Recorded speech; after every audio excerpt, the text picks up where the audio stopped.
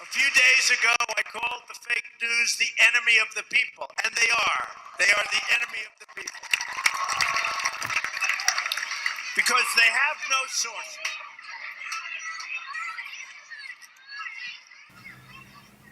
The American press is widely considered an essential part of our country's democratic system.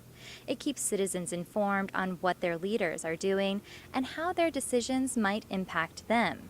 That in turn informs the decisions citizens are making in the voting booth. But news readership is declining. More and more consumers are turning to social media to learn about the day's events, which can mean readers are relying on poorly sourced, unedited, or even falsely reported information. You may be dazzled by your preteen and teens electronic fluency, but here's something far from dazzling. A new Stanford University study shows some 82% of middle schoolers could not distinguish between a native ad labeled sponsored content and a real news story on a news website's homepage. The era of fake news comes as public mistrust of more traditional media sources is growing. To add to the confusion, President Donald Trump has declared credible news sources such as the New York Times and CNN both fake news and an enemy to the people. Since you're attacking us, can you give us a question?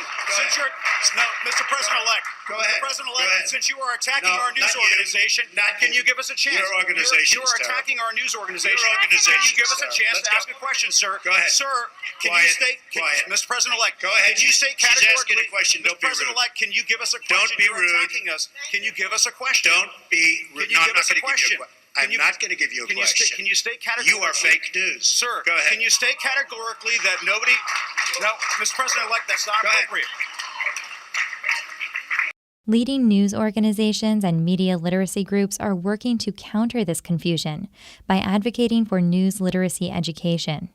Groups such as the News Media Alliance, the New York Times, Public Media, and more have created online ICTs, or information communication technology, aimed at helping educators teach their students to think critically about the news they consume, teaching them to differentiate fact-based reporting from other types of writing, such as opinion, satire, and false reports, and helping them to understand the impact of bias on both the writer and the reader. One example is an ICT developed to be used much like the dating app Tinder, with participants swiping left or right to differentiate between fake and credible news stories. Other ICTs are online or web-based lesson plans that often tie what students learn to national education standards. Checkology invites students to learn in an online classroom where journalists present recorded video lessons about news credibility, and students are even given a chance to jump into the shoes of a journalist. Check out the following examples of viral content and see whether you can separate fact from fiction.